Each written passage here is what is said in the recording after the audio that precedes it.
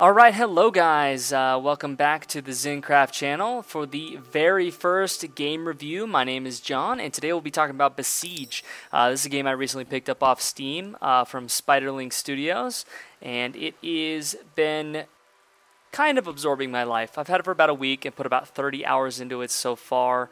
Fantastic game, only about $7, so definitely not going to break the bank.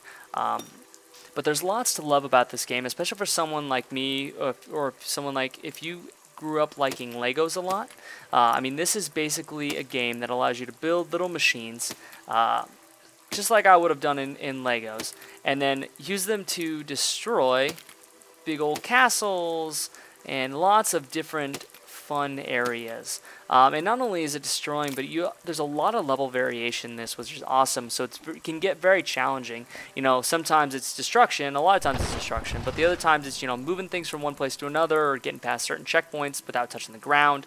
Because there are flying vehicles as well as ground vehicles in this, which is super awesome. That there's a lot of different challenges, which allow you to actually replay the levels over and over again, because right now there actually really aren't that many levels in the game, but the studio is very active as far as adding new stuff to the game. They recently just added a new island, and they're actually, looks like they're planning on adding a lot more kind of as the game progresses. Should be being continuously updated with lots and lots of new content, which is, of course, a good thing.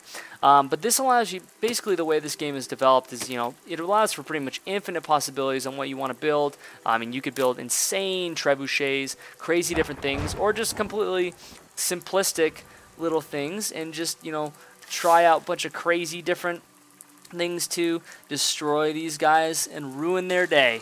So as you can see, it's just kind of, you know, everything is destructible, which is completely awesome. Flipping around.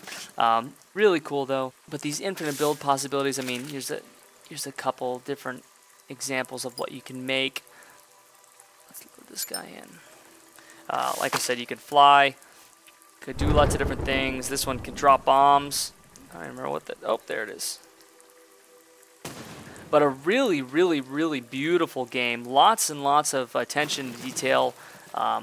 Just absolutely amazing. You can see so much attention to detail on this. Just absolutely beautiful animation.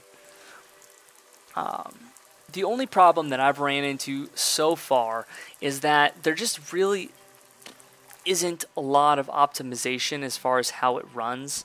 I've been running into a lot where I'll build a bigger vehicle, and it will just bog the system down. And I don't have the, you know, the absolute top of the line best machine ever, but I'm not running it on Windows 95, so I would expect it to run a little bit better than this. As you can see, it's getting pretty framey with this one. This is one of the builds that is a little bit bigger that I've done, and you know, you can barely even tell what's going on because it gets so framey, which makes it pretty much unusable. So I'm hoping that as they, you know, kind of progress this game, they'll optimize it a little bit more. This can be kind of frustrating, especially if you're trying to record it. And you know, the bigger the build, the more you obviously want to record it. So I'm hoping, you know, as they progress, obviously this is still an early access game, I'm hoping that they will fix that problem, because that's the biggest problem I'm running into so far. The only other little one is the build limitations. So like, let's say I want to make edits to this.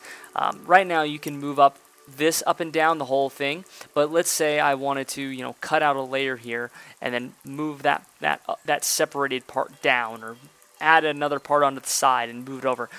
Even if it's separated from the unit, it moves everything in the box together. So you can lift and lower the entire thing together, but you can't move individual pieces, and that would be so useful. Because right now, if I wanted to add another layer to this, I'd basically have to destroy the entire top and then replace it, add those parts in, and then replace the entire thing, just one piece at a time, which is really frustrating. But overall, definitely positive review on this game, and I would definitely recommend picking it up from Steam. It's only $7, and I have definitely got my $7 worth out of this game, and I'm going to continue to play it.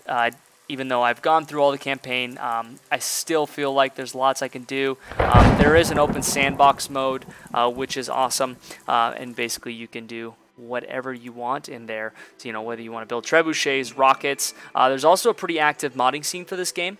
So there's pretty much, you know, there's lots to come from this game. So I would definitely recommend picking it up. Only $7 on Steam. And yep, let me know what you thought of this review. This was definitely our first one. And we look forward to bringing more for you in the future. But anyway, make sure to watch more episodes of stuff on the Zincraft channel. Like and subscribe. And my name has been John, and I will see you again next time with another review. Thank you, and have a good day.